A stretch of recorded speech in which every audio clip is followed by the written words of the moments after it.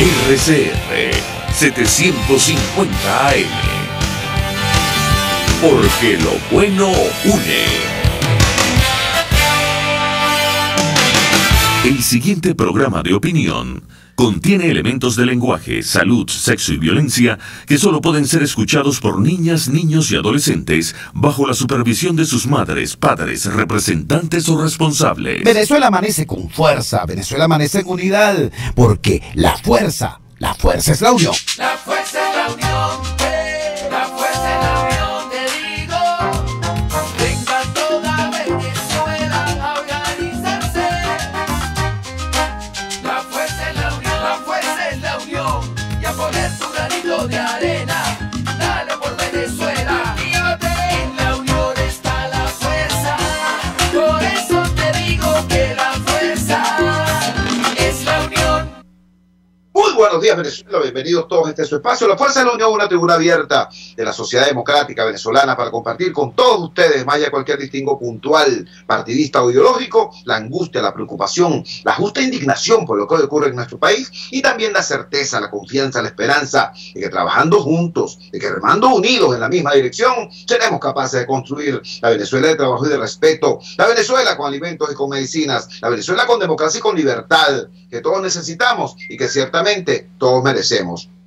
Hoy, viernes 18 de mayo, vamos a arrancar con el acuerdo que tenemos, la alianza que tenemos con los valientes periodistas del Pitazo.tv, el Pitazo.com. Tenemos en línea a César Batis para que nos diga cuál es el desayuno informativo que nos sirve la gente de El Pitazo Madrugador. César, muy buenos días, te escuchamos. Bueno, muchas gracias a ti y a toda la audiencia. Hoy tenemos unos titulares que están muy vinculados al tema carcelario, pero específicamente a lo que ocurrió en el Helicoide y en la cárcel Fénix del estado Lara. En el caso del Helicoide, a partir de las 10 de la noche, se dio el traslado de los presos comunes a diferentes establecimientos penitenciarios, una exigencia que habían hecho los presos comunes después de este motín que ocurrió en la cárcel en el Helicoide. Mientras tanto, en la cárcel del Fénix del estado Lara, 11 muertos dejó el motín que ocurrió allí. Por otra parte, tenemos la situación de un tema que hemos seguido desde ayer con mucho cuidado en el estado Monagas.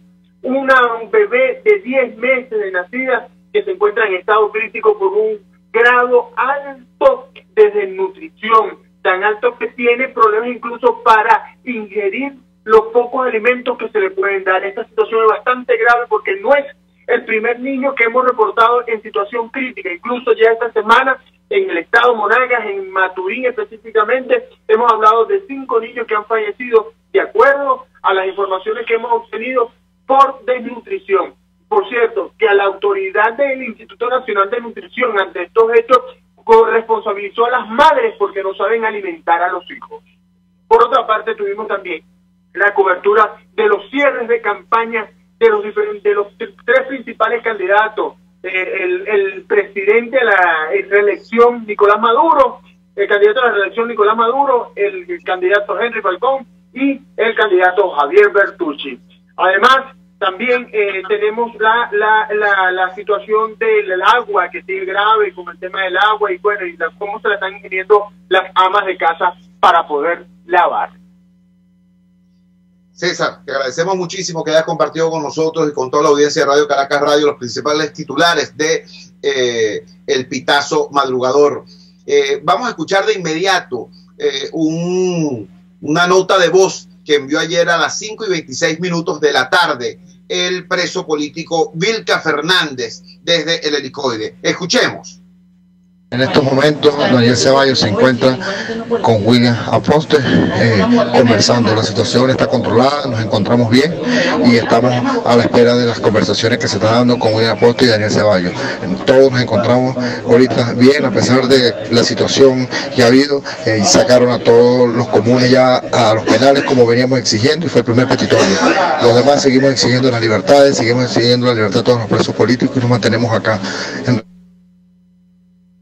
Esa es la nota de voz entrecortada que pudo enviar ayer a las 5:26 de la tarde el preso político Vilca Fernández desde el interior del Helicoide. Previamente hubo una situación extremadamente tensa en la que la Fuerza de Seguridad del Estado estaban planteándose la retoma de ese establecimiento carcelario. En efecto, ese es el titular que aparece en el portal digital La Patilla. SEBIN retoma control en el Helicoide. Presos comunes fueron trasladados. Habría que recordar, como bien lo hace Vilca Fernández, que el traslado de los presos comunes era una reivindicación exigida por los presos comunes y por los presos políticos que estaban unidos en esta protesta allá en el Helicoide. Igualmente se conoció en el día de ayer que se habían librado las boletas de excarcelación a los presos políticos que son menores de edad y que estaban en el Helicoide, lo cual era otra de las reivindicaciones exigidas por los presos políticos en el contexto de esta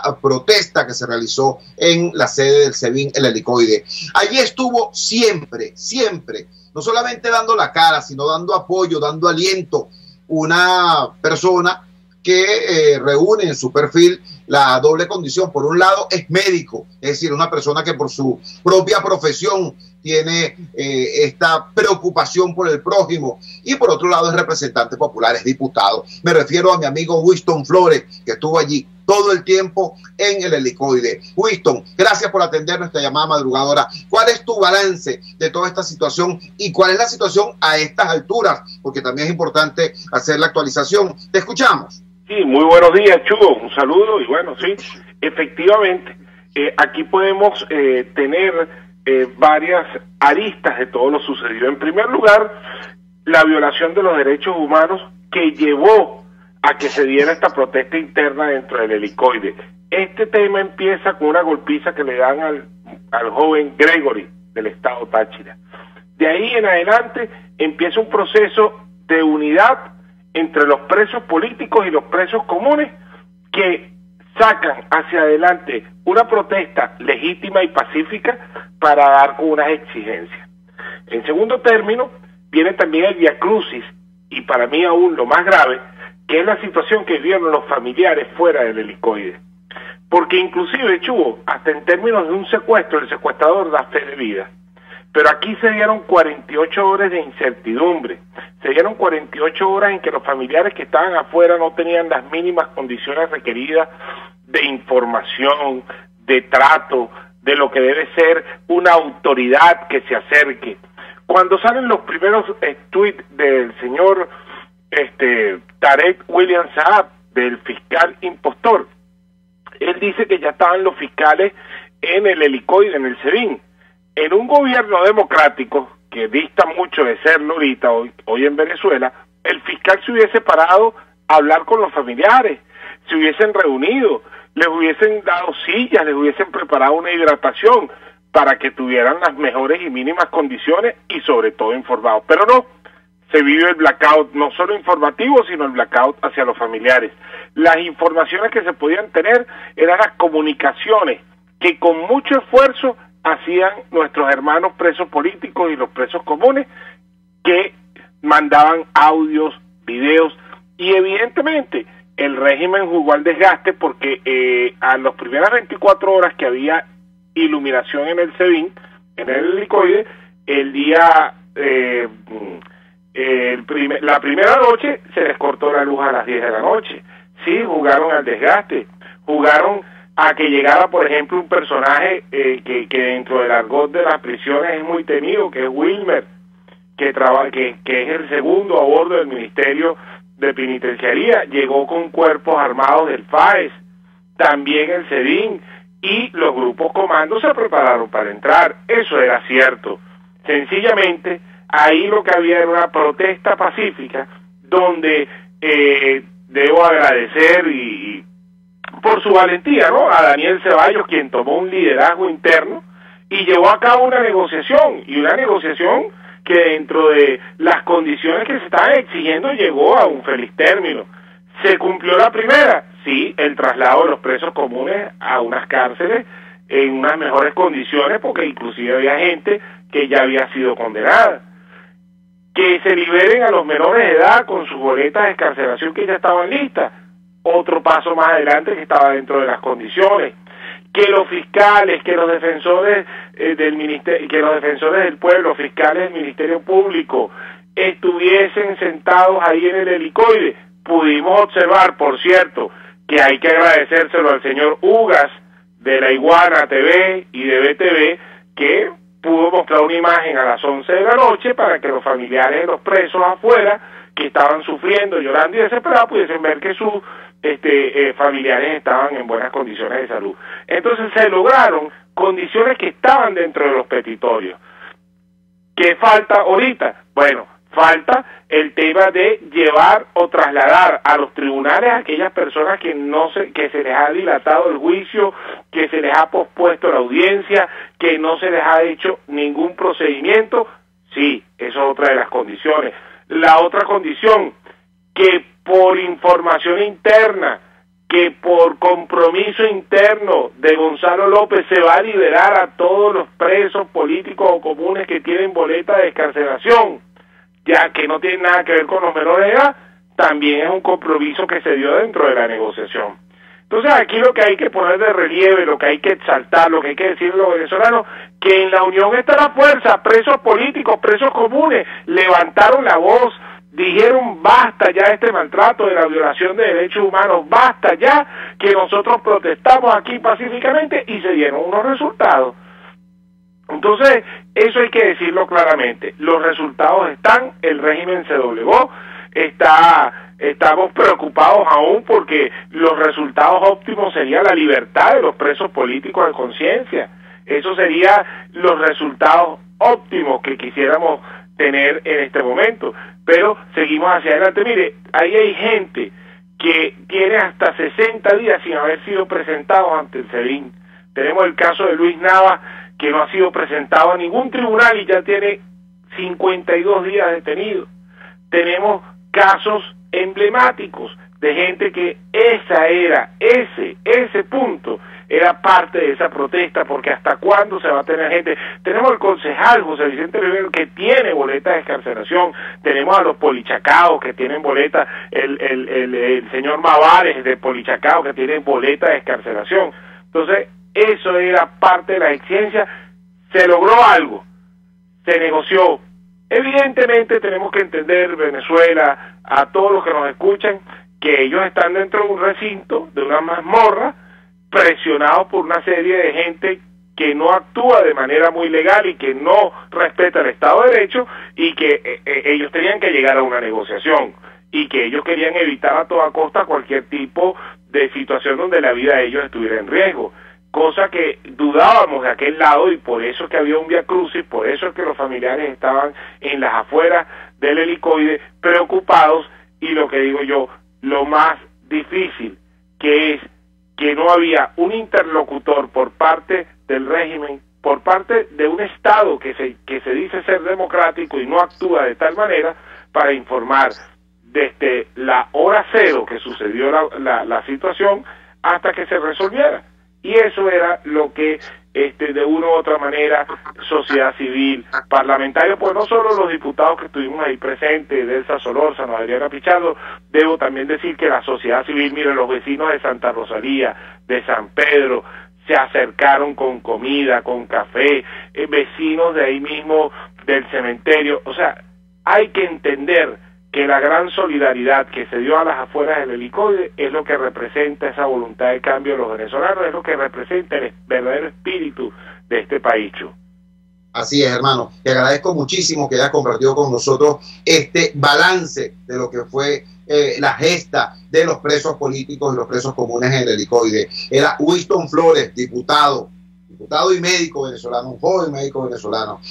Tenemos ahora en línea a Carolina Caro. Carolina Caro es la hermana de Gilbert Caro. Gilbert Caro también es diputado, también es un hombre con una aprobada vocación de servicio social. Yo lo conocí mucho tiempo antes de que fuera parlamentario, cuando estaba construyendo prácticamente con las uñas una obra social para lograr la reinserción de los presos comunes, precisamente.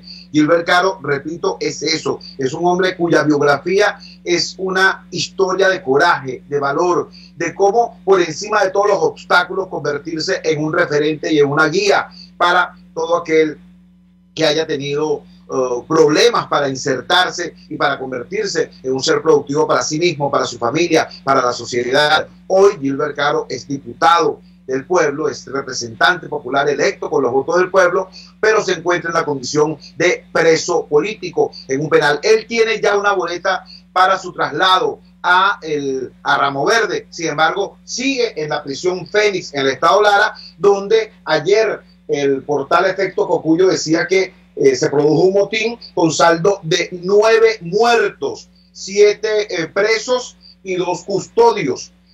Sin embargo, nos acaba de informar César Batis que la cifra de víctimas fatales en esta extremadamente lamentable situación se eleva a la cantidad de 11 muertos. Por eso queríamos ubicar con la hermana Gilbert Caro cuál en este contexto tan complejo es la situación de Gilbert. Carolina, gracias por atendernos, te llamaba madrugadora. ¿Qué nos puedes decir de la situación del penal Fénix y concretamente de la situación de Gilbert? Te escuchamos.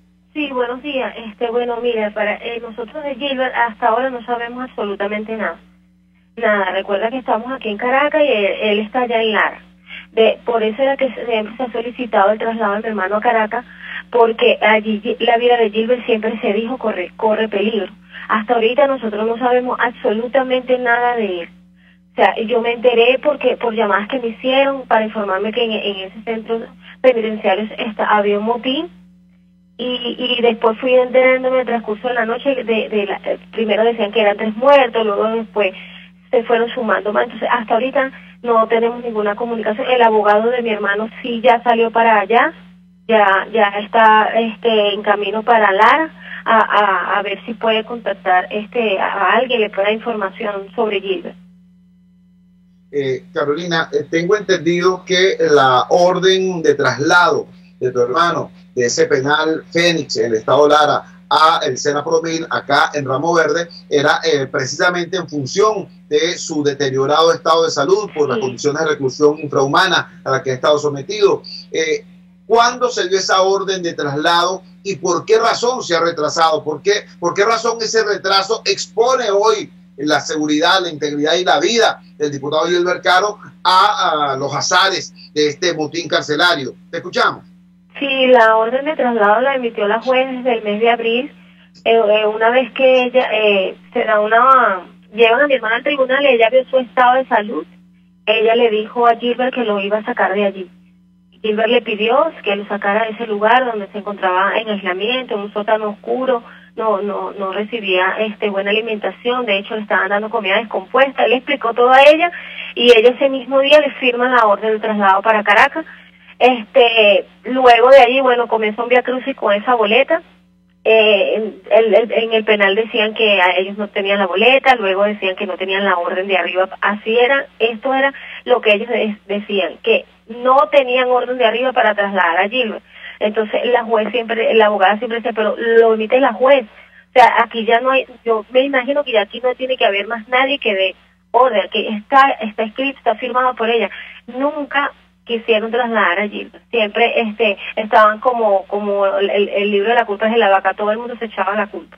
Tienes que buscar a aquel es el que no lo quiere trasladar, el otro no, este es el que no lo quiere, así se ha mantenido hasta ahora. Carolina, desde el mes de abril la abogada de mi hermano tiene la boleta.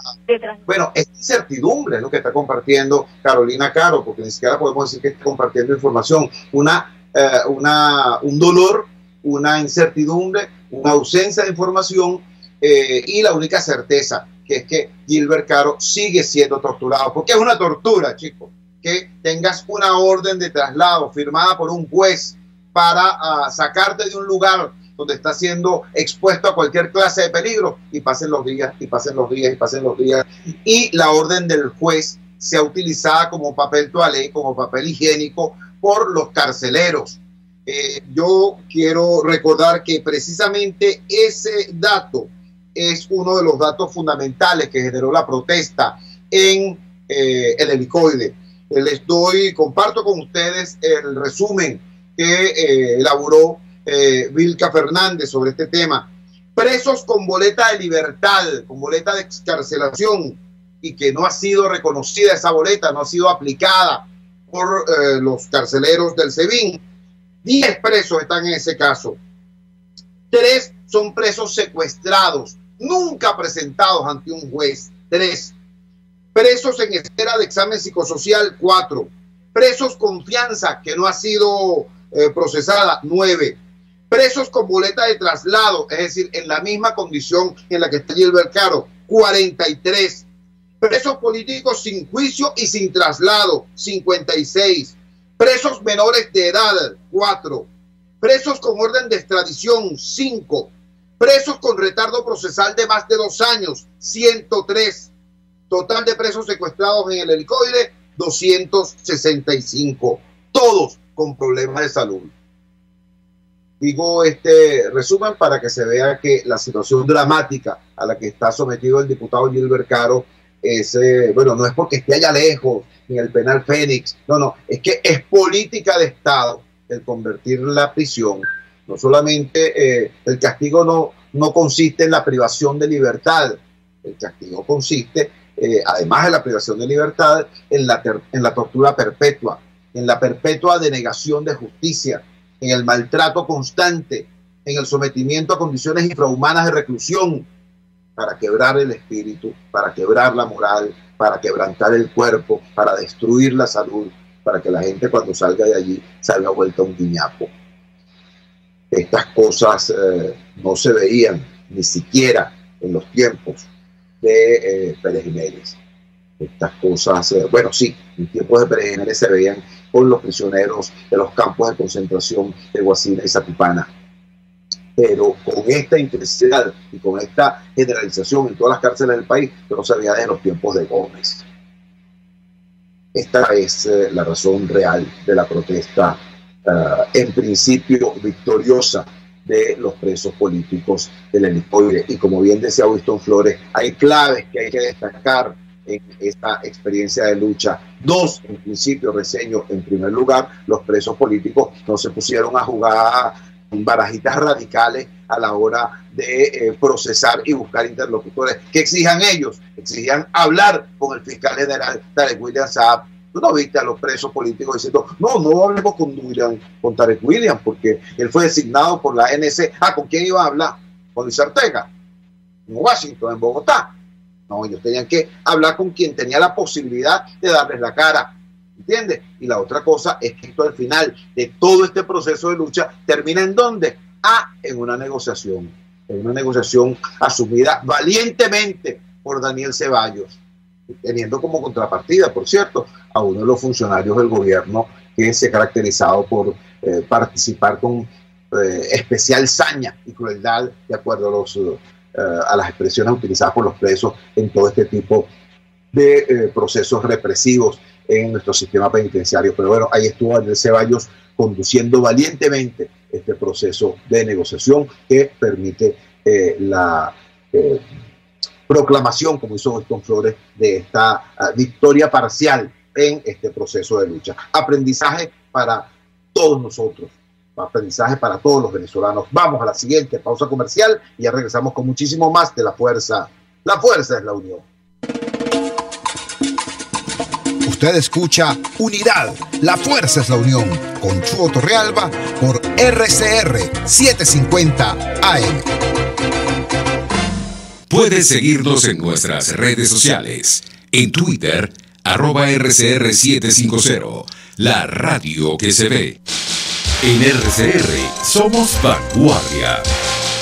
Toda la programación de tu RCR también la puedes seguir a través de la internet. Audio y video en tiempo real. Noticias y mucho más. No te pierdas ni un segundo de nuestra programación. No hay excusa en cadena que valga para que dejes de escucharnos. Ingresa a rcr.tv, la radio que se ve.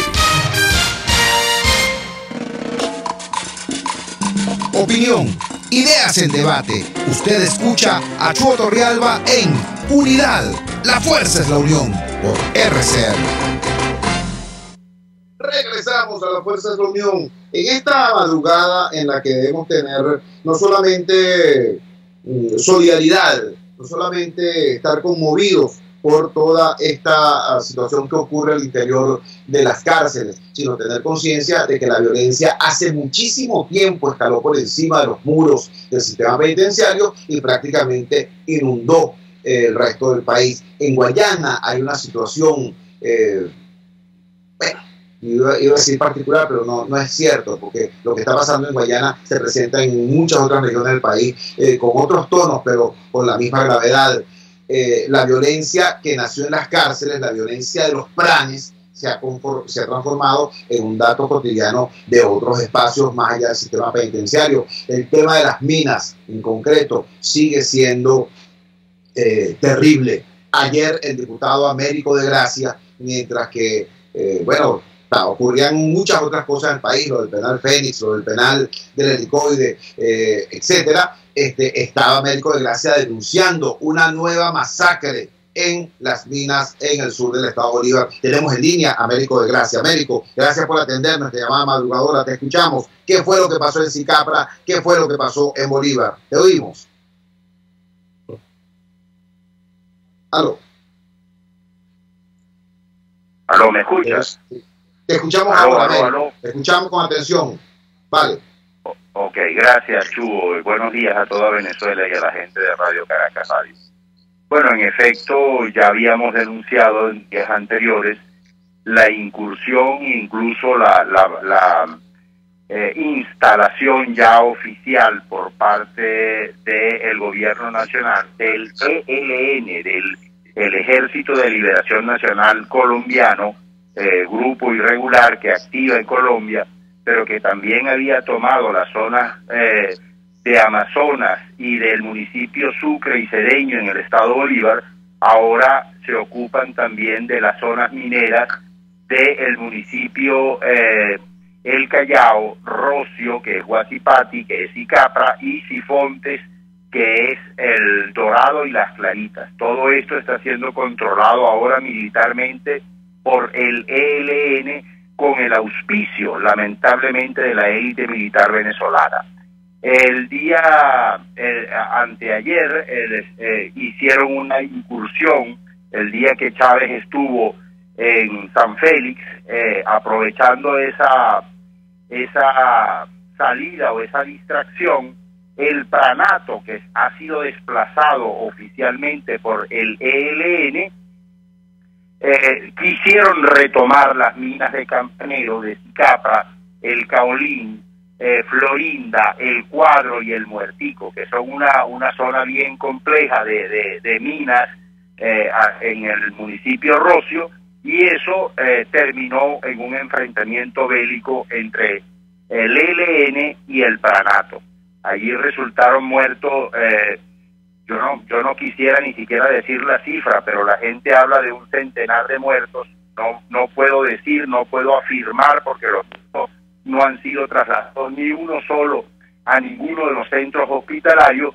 Sin embargo, ya comienza la angustia, la misma angustia que expresaba Carol en relación a su hermano Gilbert en las cárceles, son las que están expresando, por ejemplo, la madre de José Enrique Abreu, que es un bodeguero de 30 años de edad, que tenía una bodega en el sector de Campanero, y que el muchacho pues no aparece ni vivo ni muerto, totalmente desaparecido, y así como él hay otros, solo que cunde y el pánico y el miedo. Lo otro a resaltar en esta historia, en esta tragedia, es la pregunta que hizo la periodista de Globovisión al presidente Maduro cuando le señalaba sobre la incursión del ELN al sur del estado Bolívar y en las minas de oro que acabamos de señalar. El presidente toreó la pregunta y no respondió la misma, de manera que eso nos hace mucho más evidente que el ELN está actuando en estas zonas mineras con la anuencia del gobierno nacional, todo bajo el esquema de que con el ELN las negociaciones son mucho más transparentes, son mucho más serias, mucho más firmes que hacer con el Pranato que ellos mismos instalaron y que nosotros hemos venido denunciando con los informes en la mano del primer teniente Curvelo y del comisario del SEBIN Lezama, que afirman justamente cómo llegaban las armas al Pranato. Ahora es el ELN quien opera militarmente en la zona, por supuesto con la anuencia de las Fuerzas Armadas, y esto hace que las masacres sean continuas, permanentes, sistemáticas, y esta zona pretende ser o está siendo controlada en este momento por este Ejército de Liberación Nacional colombiano, con las consecuencias que ya todos y cada uno de nosotros conocemos. Hasta ahora solamente han sido trasladados 12 heridos a los centros hospitalarios, pero los muertos brillan por su ausencia. O sea, las personas que se supone fueron asesinadas en esa zona, no ha llegado uno solo a la zona y no dejan entrar a ninguna persona o familiar a todas estas áreas que están absolutamente militarizadas. Y el otro detalle, Chugo, antes de retirarme, es el caso de que los familiares dicen que el ELN se trasladan en vehículos de las Fuerzas Armadas. Eso también evidencia justamente la anuencia del régimen con este grupo armado. Muchísimas gracias al diputado Américo de Gracia por mantenernos informados sobre esta gravísima situación que ocurre al sur del estado Bolívar. Tenemos ahora en línea al profesor universitario, investigador e internacionalista Félix Gerardo Arellano. Quisimos consultar su opinión para que nos oriente sobre cómo procesar como venezolanos estos hechos ocurridos en las últimas 24 horas vinculados con el tema colombiano. Por un lado, el presidente Juan Manuel Santos ayer hace la denuncia formal de que investigaciones de sus servicios de inteligencia han detectado una operación masiva de cedulación de ciudadanos colombianos para que voten por el gobierno en el acto político del próximo 20 de mayo, por un lado, y por otro lado, esta información que de manera reiterada plantea el diputado Américo de Gracia sobre el hecho de que un grupo en armas colombiano, el ELN, está ejerciendo control territorial, no solamente a despecho de la Fuerza Armada Nacional, sino, de acuerdo a denuncias, en vehículos de la Fuerza Armada. Es decir, ¿cómo procesar esto como ciudadanía? Es la pregunta que queremos hacerle a un experto en temas internacionales como es el profesor Félix Gerardo Arellano. Muy buenos días, profesor, le escuchamos. Buenos días, gracias por la llamada. Saludos para ti, tu equipo y la audiencia. Mira, todo lo que vamos conociendo simplemente confirma hipótesis, confirma declaraciones. No podemos olvidar muchos años atrás cuando el embajador del expresidente Uribe Vélez se retiraba de la OEA y pintó un panorama dantesco del apoyo del gobierno de Venezuela, del extinto expresidente que ya falleció, a todas las fuerzas militares terroristas, a todos los grupos armados colombianos en territorio venezolano. Y planteó coordenadas, planteó sitios. Esto era simplemente el territorio nacional a disposición de las fuerzas, de la violencia y de la agresión colombiana. Eso se viene confirmando constantemente y el gobierno venezolano hace silencio o insulta, que es la estrategia de la mejor defensa es el ataque. Entonces un insulto permanente a todo el que declara y obviamente la frasecita que creo que ahora la van a agotar, que es la de la traición a la patria, aunque entiendo que también la van a regular a través de esta figura de la Asamblea Nacional Constituyente. El mundo lo sabe, ha habido toda la cantidad de investigaciones sobre los grupos terroristas que apoya el gobierno de Venezuela, sobre el manejo de los pasaportes por parte del gobierno venezolano. Personas muy extrañas en el mundo aparecen con pasaportes venezolanos en su poder. Todo eso es lo que cada día confirma que hay una amenaza de Venezuela, del gobierno venezolano, a la seguridad del hemisferio, a la seguridad y a la paz internacional.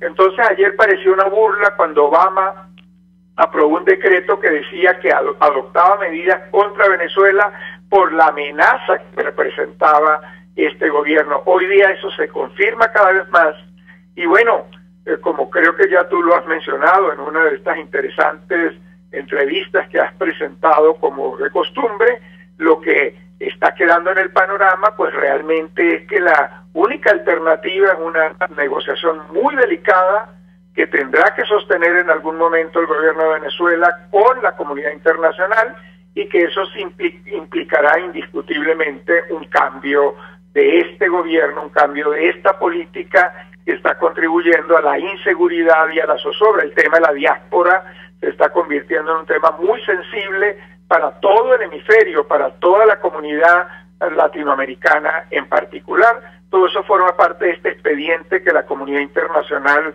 tiene en sus manos, que lo conoce, que el secretario Almagro ha detallado exhaustivamente en sus 4 informes, pero que el gobierno y sus voceros siguen rechazando, siguen insultando y siguen a espaldas de la crisis que está viviendo el continente por responsabilidad de esta política venezolana.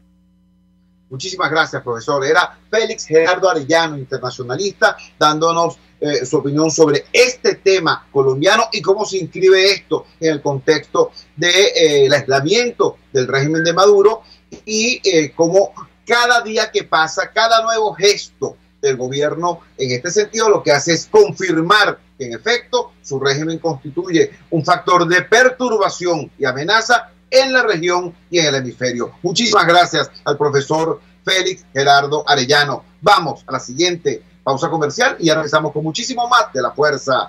La fuerza es la unión. Les estamos presentando Unidad. La fuerza es la unión. Solo por RCR 750 AM. Cuando se busca frescura y calidad en frutas y verduras, en Central Madeirense las encontrarás. Por eso, cada día ofrecemos lo mejor de esta tierra a ustedes, nuestros clientes. Visita cualquiera de nuestras sucursales. Te esperamos en Central Madeirense. Son más frescas. Y María Corina, no estoy con cuidado, compadrito. ¿Cuánto es esto, Dios mío? En un mar de datos, cualquiera se ahoga. En un desierto informativo, algunos mueren de sed. En una nube de confusión, muchos terminan sofocados. En un país donde todos quieren saber más y mejor, La Cabilla está contigo. www.lacabilla.com. La Cabilla, una voz independiente, alta, clara y responsable. La Cabilla, opinión radical, información libre. Señora, si quiere hacer una torta o postre de coco, lléguese a Coco Factory, donde consigue agua, aceite, esencia y coco rallado. El coco es antidiabético, antimicótico, exfoliante y fortalece el sistema inmunológico. Coco Factory está en la avenida principal de Santa Mónica, Teresa de la Parra, edificio Codazzi, frente a la antigua gasolinera, y en la Rosaleda, San Antonio de los Altos. Coco Factory, sin cocos no hay paraíso. Les estamos presentando Unidad. La fuerza es la unión. Solo por RCR 750 AM. Regresamos a La Fuerza de la Unión. En el segmento anterior comentamos las declaraciones del presidente colombiano Juan Manuel Santos a propósito de la presunta cedulación irregular de ciudadanos colombianos por parte de fuerzas políticas vinculadas al gobierno nacional y del propio gobierno nacional del señor Maduro Moros, para que esas personas ceduladas irregularmente votasen en las elecciones del próximo domingo. Pero ese no fue el único tema que tocó en el día de ayer el presidente colombiano, el presidente Juan Manuel Santos. También hizo una alusión a un tema que nos toca muy de cerca a todos los venezolanos, en particular los habitantes de los sectores populares, como es el tema de el control sobre los alimentos, el control sobre el hambre que ejerce el régimen de Maduro. Escuchemos estas palabras del presidente Juan Manuel Santos. El régimen de Maduro inventó la figura de los comités locales de abastecimiento y producción, los CLAPS. Son usados para distribuir alimentos y mercados a los más pobres por parte de organizaciones políticas afectas al régimen. A través de ellos explotan la crisis humanitaria de los venezolanos, no solo para ejercer un control político y social, sino con fines electorales y para reprimir a la oposición. Ayer, 16 de mayo, la Policía Fiscal y Aduanera, la DIAN y el INVIMA decomisaron en Cartagena casi 400 toneladas de alimentos no aptos para consumo que iban a ser repartidos por esos comités políticos de control social en Venezuela. Y esta es la punta del iceberg de un negocio despreciable que involucra empresas de fachada en Colombia, en México y muchos otros países.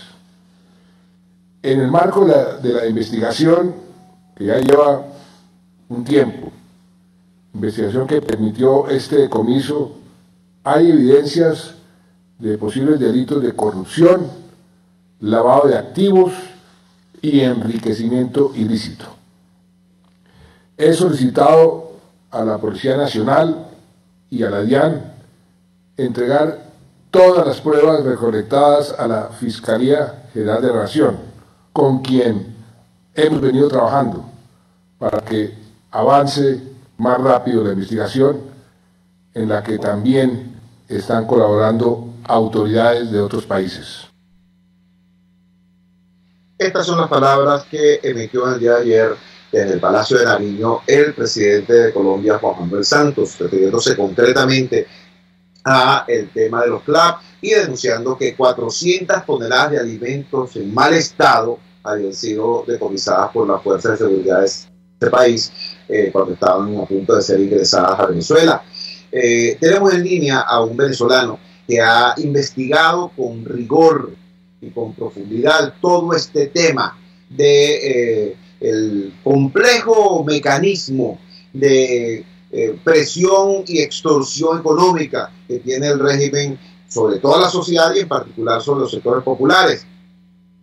Yo lo he dicho acá en varias oportunidades, el carnet de la patria no es simplemente un pedacito de plástico, no es simplemente un discurso político, es la Big Data más importante de la región, es toda una trama de cruce de información para colocar al ciudadano inerme en manos de la maquinaria política oficialista.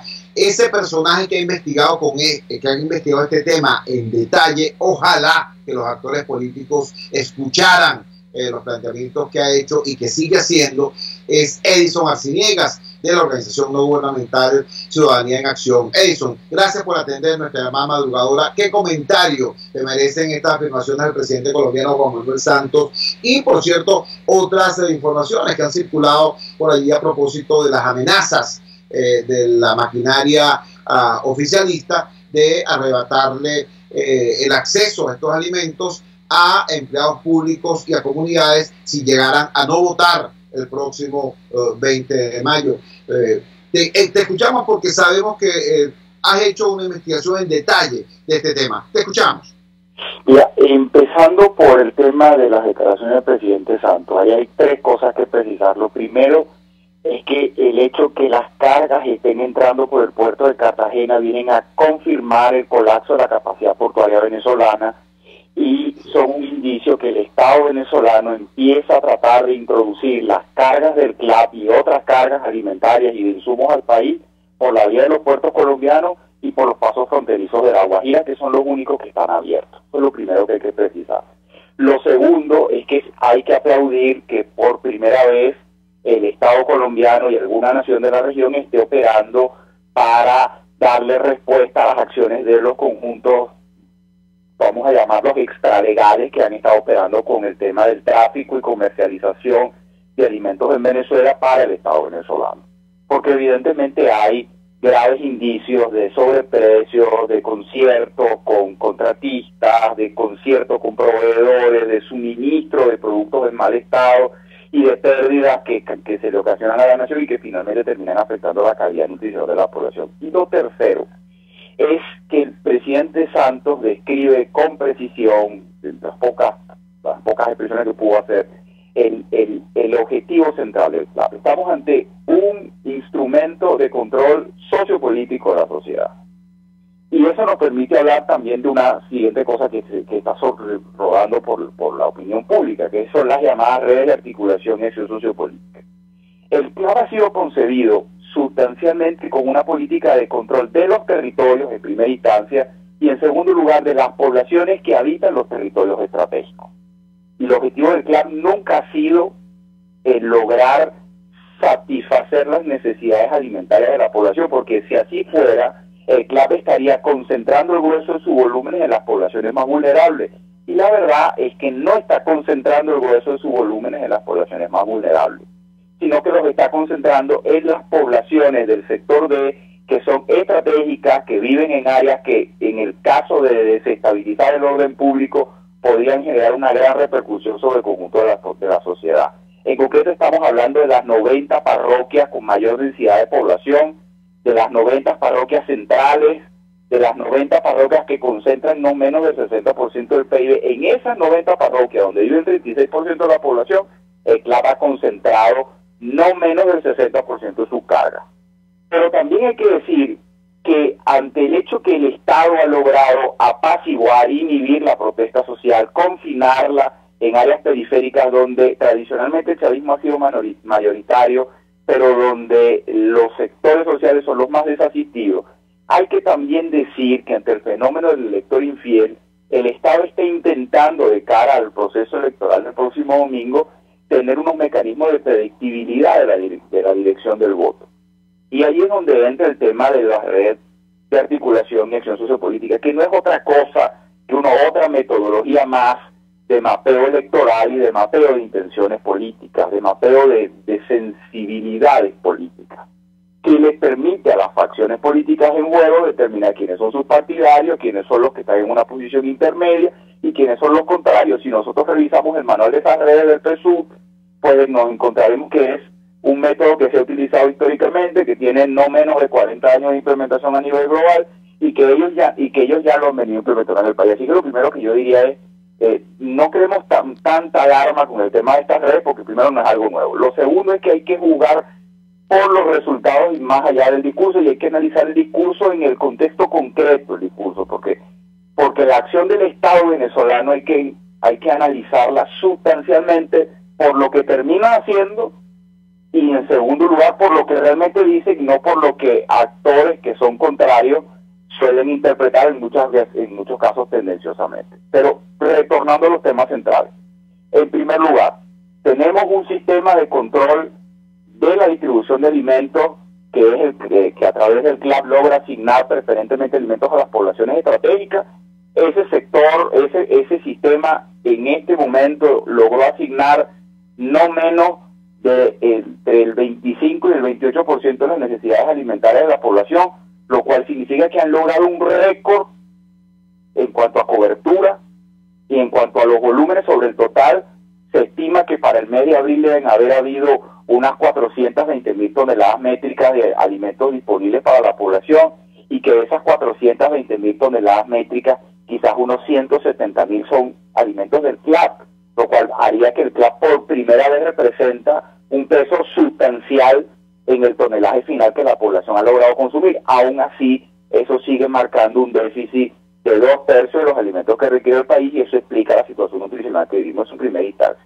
En segunda instancia, también hay que decir que los comités locales de abastecimiento y producción están en su mayoría conformados por líderes comunitarios que se deben a sus comunidades, han sido la principal fuente de conflictividad social en Venezuela durante los últimos 5 meses. La gente de los CLAP está protestando por alimentos cuando no le llegan los alimentos, y solo es leal al Estado en la medida que llegan alimentos. Así que hay que medir y seguir haciendo un esfuerzo por medir y sondear cuánto alimento está llegando y a cuáles CLAP le está llegando, porque el rastreo de a quién le llega y cuánto le llega es también el rastreo de la conflictividad. Y lo tercero, el país va avanzando posterior al proceso del domingo a un proceso que puede ser muy peligroso, y es el proceso en el que se conjugan la caída general de expectativas positivas por parte de la población, lo cual genera una espiral psicosocial que por lo general es peligroso, y el tema del avance de nuestra potencial catástrofe humanitaria. Nosotros tenemos ya en algunas zonas del país indicadores de mortalidad de 2 muertes por cada 10.000 personas. caso del municipio Antonio Díaz, caso del municipio Guajira, que es el indicador de catástrofe humanitaria, por ejemplo. Entonces, yo diría que una de las cosas que necesitamos colocar en el centro de nuevo del debate social y del debate político y de la opinión pública venezolana es nuestra crisis humanitaria, nuestra potencial catástrofe, y ver cómo construimos respuestas, porque cada día que pasamos son más vidas marcadas, pero también son más expectativas destruidas, y las expectativas destruidas son fuentes de conflictividad, Chugo. Así es, yo te agradezco profundamente, Edison, que nos hayas ilustrado de esta manera. Las palabras de Edison Arciniegas van más allá de la propaganda, van más allá de los libres y directos entre gobierno y oposición, y permiten hacer una mirada más profunda sobre este tema que es crucial. Edison, por ejemplo, nos dice, mira, vale, los CLAP no están dirigidos por comisarios políticos del PSUV, los CLAP, los comités locales de abastecimiento y producción. Los CLAP están dirigidos por dirigentes sociales, algunos afectos al chavismo, otros afectos a sus comunidades que se activaron porque ven allí la posibilidad de que llegue alimento a su vecindario, y son los factores de conflictividad y movilización social más importantes de esos espacios cuando no llegan los alimentos.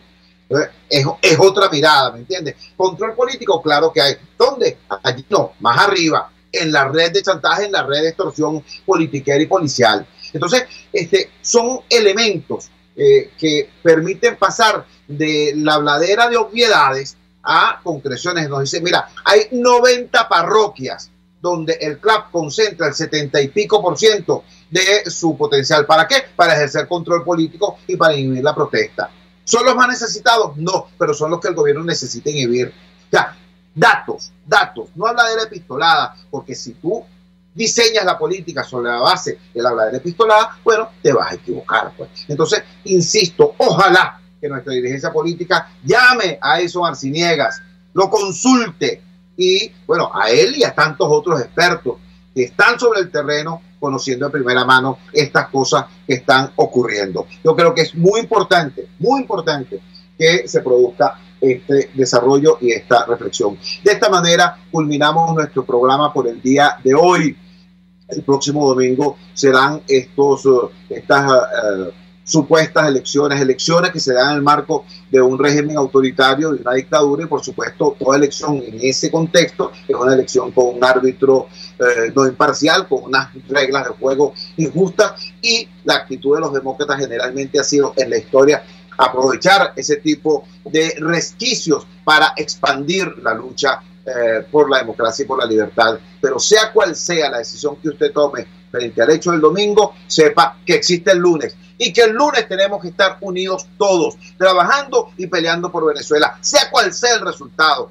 Y allí nuestra insistencia, que la diatriba entre opositores a propósito del tema del domingo no profundice brechas, sino que por el contrario nos permita acceder el próximo lunes a un proceso de reconstrucción de la unidad de acción de la sociedad democrática venezolana.